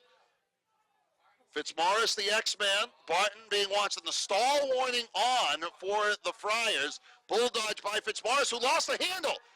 Great takeaway by Melanchuk. The outlet from Jack Kelly to Larkin Kemp. Gets around Sean Wright, and can the Bears pull it off? Into the attack, across the restraining line, Ballistri working around. Lars Tiffany wants timeout, and Brown will have the possession. 36.4 seconds left, and we got to wonder for Coach Tiffany, which one of the Bears will be the desired man for the ball, and do they set it up for a decoy? I think most importantly, if you are the Bears, the first 5 possessions of this fourth quarter were dreadful insofar as they just threw the ball away to themselves. They weren't caused turnovers. They were just mistakes. They were dreadful. I mean, how many passes did the Bears have that hit off of one of their own hands or their own sticks? How many turnovers do they have in this fourth quarter? 6? 7? Too many for Lars Tiffany's liking, and it comes down to this. They'll remember how you finish it, and again, I think if you are Coach Tiffany, Ballistri clearly has the hot hand now, but, you know, you have a guy like Dylan Malloy who only has the 1 goal, and since that first goal at 52 seconds has been summarily shut down by Jared Newman, and I think you want to try and avoid shots that factor into the equation, guys like Rogers and Newman. If you're Providence, you don't want to foul. You don't want to overcommit to the ball, and I think you want to, again, try and keep the sight lines of Tyler Himes open. Himes has had a very, very good game. He, through 3 quarters, had made, 12 saves. Probably has one here in the fourth quarter. But that's more a factor of the fact that the Bears have not put a lot of shots on goal. So they'll break the huddles. 36.4 seconds left. Malloy, no surprise, Malloy, Herster, Tills, Ballistri, Caputo, and Camille for the Bears. And Camille, the entry point from the far side of the box. He's been hot today too, a hat trick and a couple of helpers for Camille. 3 and 3, I believe. Camille working down low for Malloy, inside 25 seconds left. Malloy looking to roll, gets inside of Newman, tries to turn Newman, a good job turning him back to try to free up Ballistri. Good work, in front shot, and saved by Himes! Oh, they got the feed and shoot that they wanted, but Tyler Himes comes up huge. 5 seconds left, looped up field, the ball on the ground, and we are going to overtime. Bonus lacrosse at Stevenson Field as Tyler Himes comes up huge. 11-11. We'll step aside. Overtime when we come back after these words. Well, we are going to play sudden victory lacrosse here. Sudden victory, golden goal, sudden death.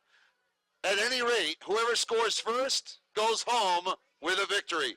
Should it be Providence, they'll be 4 and 4. If it's the Bears, they'll be 4 and 3, and they will break the huddles with the Friars defending a goal to our right. They set the clock at Stevenson with 4 minutes, and again, whoever scores first wins.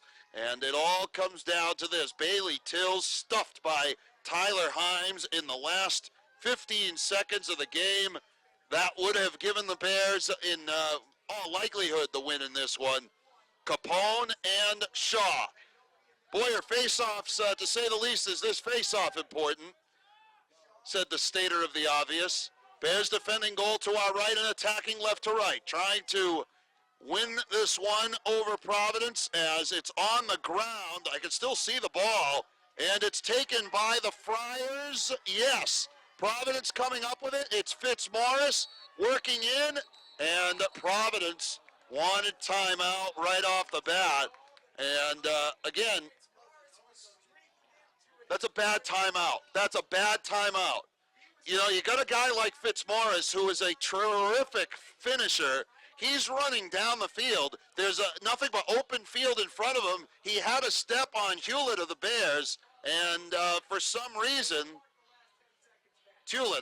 for some reason, the Friars, Chris Gabrielli, calls the timeout. I can't help but wonder if that was, in his head, coming out of the break was, you know what, we win this timeout, we win this face-off. As soon as we get the ball to the box, I'm calling timeout, regardless of the situation.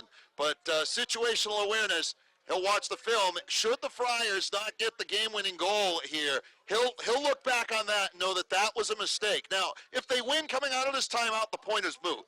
But I think that's one of those situations where sometimes coaches outcoach the game, and I'm not necessarily an advocate of, sometimes you let the players play, and, in the Brown huddle, the conversation is about Jack Kelly. You got to make a save, or defensively, you got to create a problem for Providence. And the Friars offensively don't make too many mistakes. Chris Gabrielli walked away from the huddle awfully early. Maybe he heard me, didn't look up here. That's a good thing. I have a lot of respect for Coach Gabrielli, the UMass grad, and in his second season, charged with rebuilding that Friar program. For the Bears, it is Swindell, Loudon, Pierce, Williams, Melanchuk, and Larkin Kemp in front of Jack Kelly. For the Friars, Barton with 5 goals. He'll enter the ball, working on Loudon. He has Sheehan. I think that's Fillet, right, and the ball looking. Here's Barton, picked up by Loudon, tries to pull his way in. Nice play by Pierce. Ball on the ground, and the Bears come up with it. Shuffled ahead. Kemp can't get there, in traffic, and the Bears stay onside. The ball whipped to the near wing. It's kicked by Rogers. Melanchuk ahead for Herster, and the Bears unbelievably come up with the ball. Here's Herster, Lars Tiffany letting him play. Herster on the far side. So Lars Tiffany, the anti-move, and the Friars had their chance, and Phil Pierce causes a huge turnover along with Loudon on the double team, and we're inside 3 minutes to play here in the overtime period. Off the wing, Tills, 11-11, Bears trailed by 2 with 3 minutes to play. Caputo on the wing for Landis to the X-back Malloy. Back over for Landis, who was stopped by Himes in the waning moments of regulation. Would have given the Bears at the time a 12-11 win. Behind the goal, Tills working in one-on-one against Fitzmaurice, who had that run off the edge, coming off that face-off to start the overtime. Herster, thought shot, gets it back to Malloy. Will watch for a stall warning, perhaps. Back out for Caputo, and now Landis. Back over for Herster. Bears almost threw it away, and now Lars Tiffany will take time out as the Bears attack, unable to penetrate the box of the Friars with 2:07 left. And look ahead, folks. Next weekend, we have a doubleheader here at Stevenson. The noon game features the Brown women against Dartmouth, I believe.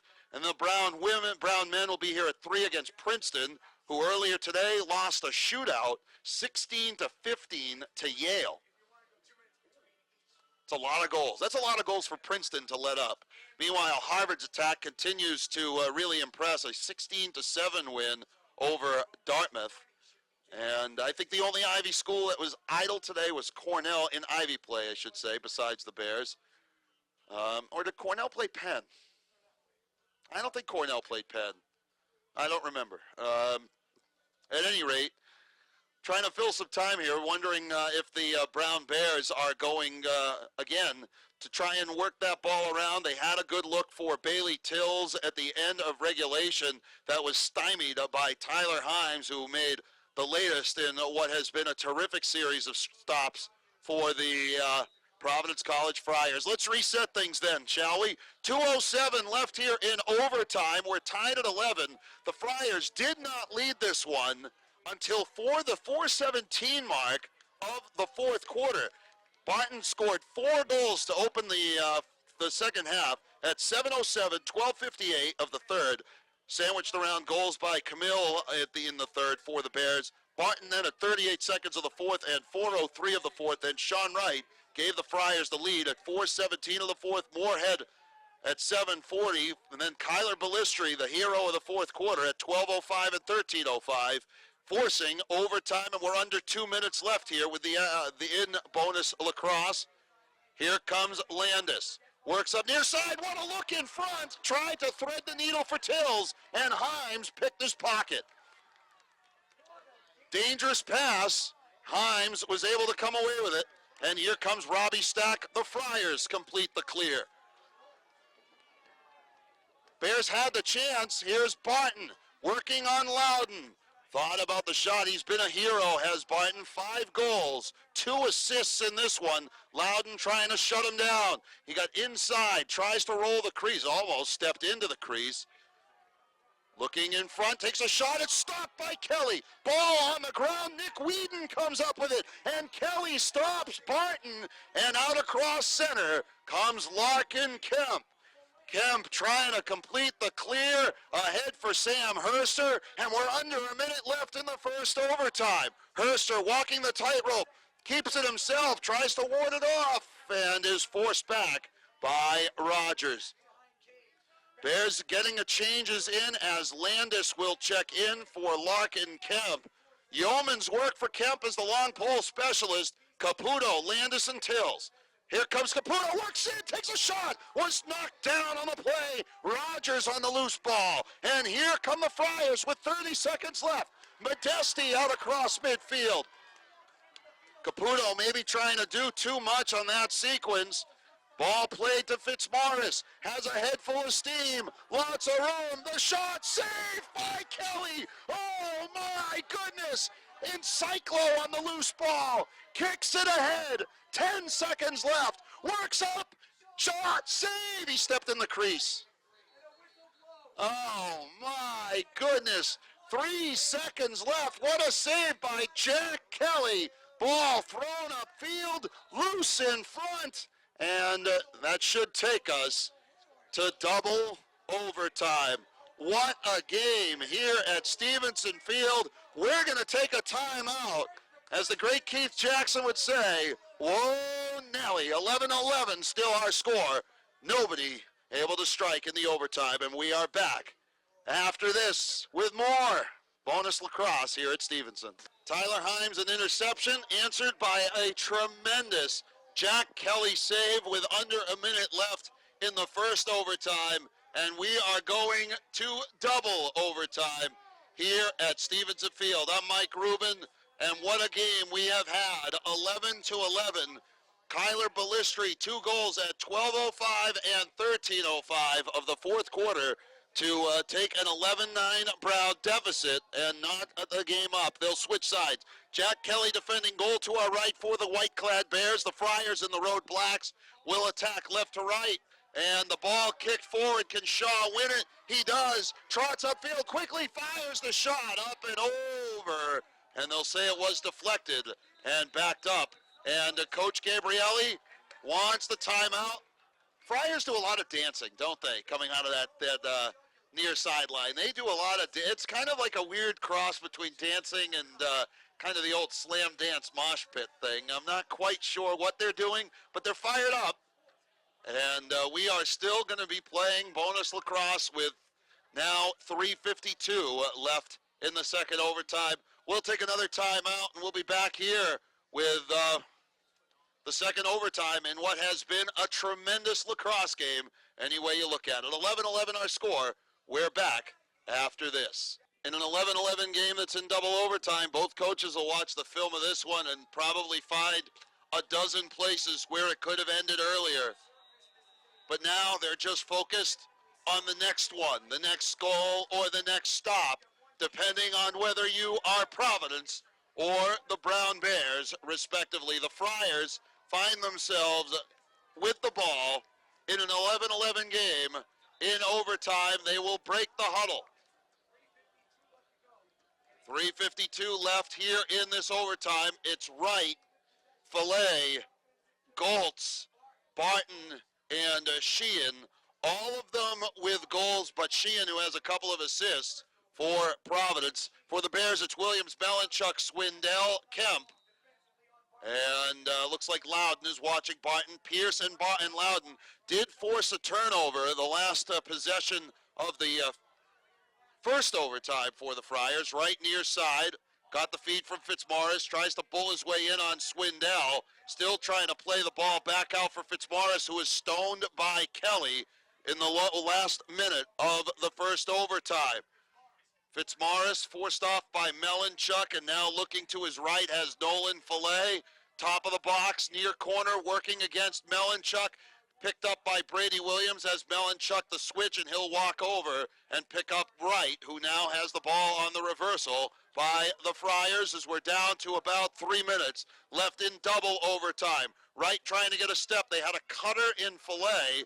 Near side right, looking to turn, shot. Kelly came over, it's backed up by the Bears.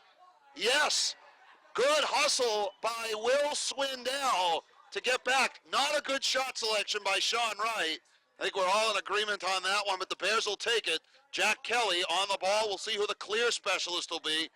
It's rolled to Landis, and that eliminates the challenge of overthrowing Landis, who's, let's just say, diminutive. Here comes Pierce. Aggressive ride. Here's Jack Kelly. He's got to get it across midfield. Has a man to his right, Brady Williams, and now goes to Melanchuk. Bears running out of time. Williams, now Melanchuk ahead, and the Bears throw it away. Terrific ride by Providence. Not really sure what the Bears were doing in transition there, and it will be, oh, we got a stoppage, something on the field, and with 2:27 left in the overtime, I think we're wondering, I'm wondering if it's going to remain Brown ball after all is said and done here. I don't think they had gone the full time for the failed clear, and see if we get an explanation. Oh, they're saying Providence is offside. Oh, Providence is offside. And Coach Gabrielli head in hands. So a little bit of Stevenson magic maybe favoring the Bears on that particular play, much to the chagrin of the Friar bench. Now, they blew the whistle clear as day, and Brown wants timeout. Yeah,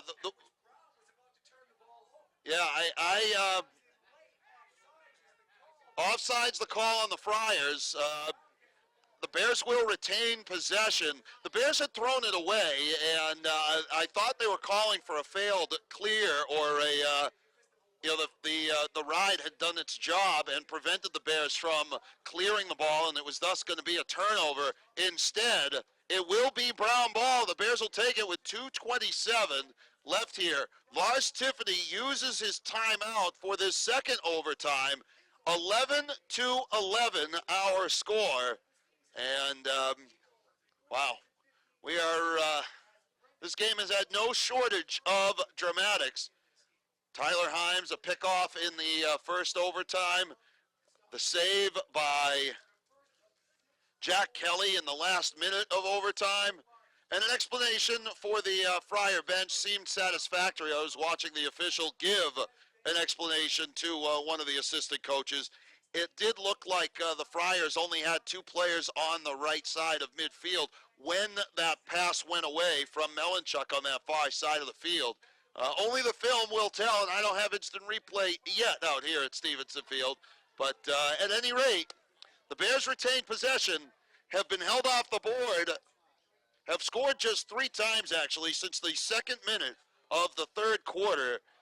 The last 2 by Ballistri, forcing the overtime. And he will be part of the sixum for Coach Tiffany, along with Malloy, Caputo, Landis, Herster, and Tills. So the next goal will win this here at Stevenson, 11-11, 2:27 left here in the second overtime. A step for Malloy. He works in, he shot it off the side of the net. It's backed up by Malloy himself.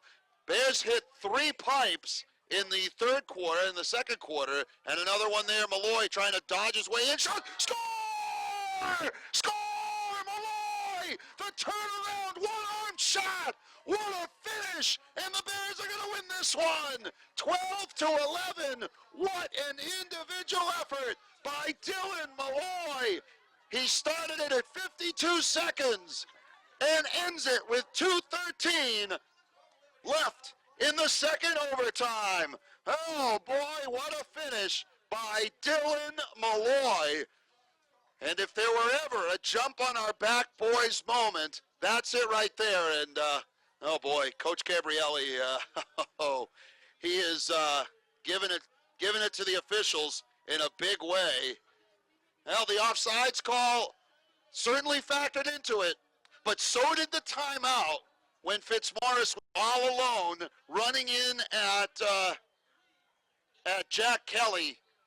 And I think that's just a lot of disappointment bubbling over for the Friars.